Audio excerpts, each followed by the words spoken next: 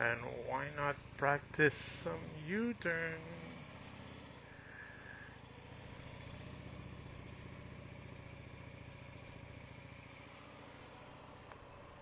But I don't want to annoy these people too long because they come for a nice, quiet, peaceful moment. And here I am with my Harley-Davidon with Cobra pipes doing U-turns in the parking lot. They might not like me.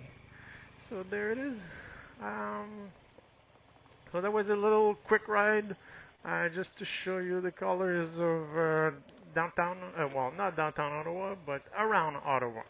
So thanks for watching and listening, and subscribe and follow.